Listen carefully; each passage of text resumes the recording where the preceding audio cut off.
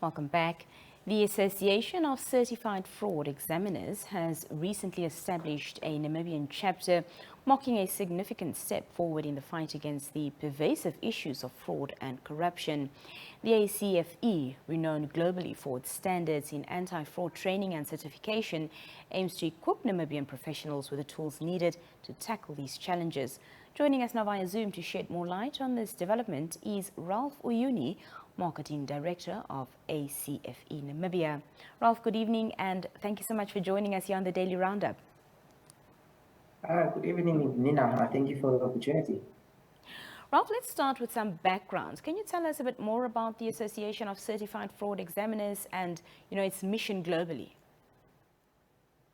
Yeah, so the Association of Certified Fraud Examiners has about 90,000 members, which are certified around the world, and they are in 190 countries. And them officially opening up a chapter in Namibia just shows that they're branching out to be all over the world. So the main aim of the ACFE is to try and reduce fraud and corruption worldwide by trying to train experts within the different spaces to detect and deter fraud from happening in the different environments. Fraud and corruption are definitely pressing concerns within Namibia. So how does the ACFE Namibia plan to address these issues specifically, and what impact is it that you hope to see? The impact that we need to see is Namibia is not known for a country which is very corrupt, but what we have noticed is there's still some few issues that needs to be sorted out. And with that is the ACFE would want to work with different bodies such as your ACC, FIC, and also the different banks, just to try and see at which manners we can reduce fraud from happening within the country. And also is that if we look at it, that we were grey listed this year, and some of the issues, or one of the reasons why we were grey listed, was due to our fraud and corruption issues. So with that, we need expertise to help the country in that sense, to try and reduce us, to get us out of the grey listing. Establishing, of course, this chapter must have also involved several, stakeholders. Who are they? Who are the key players? And what roles will they have in ensuring, its success? Yeah, when you work in the space of fraud and corruption, your first point of contact would obviously be your ACCA, FIC, and then your PG's office, because at the end of the day, these cases of fraudulent activities need to be prosecuted. We also have your Auditors General's office that we also deal with. And also, yeah, because Auditors General at the end of the day audit most of your SOEs. And if you look at they look at companies which has a bulk of employees within the country.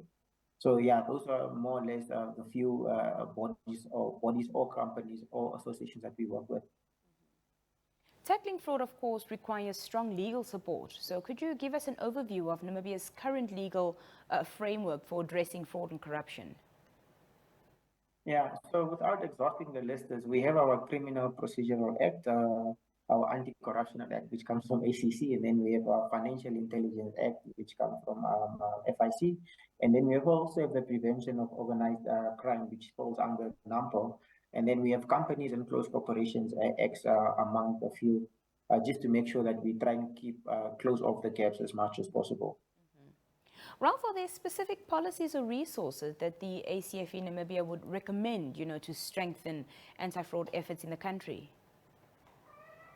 At this point, there's quite a few policies that need to be strengthened, but the first point of view would firstly be to look at the mindset when it comes to fraud and corruption and how do we react to it. And with the chapter being in places, we would like to have certified fraud examiners in different industries, just to try and push that area before we completely change policies. Because it doesn't help you changing a policy and people don't understand what the changes are that might come in. I understand that the chapter will be hosting a year-end industry and stakeholder engagement event. Just share more about, what we can expect from this gathering. Yeah, the chapter only launched this year. This will be officially the first biggest event for the chapter.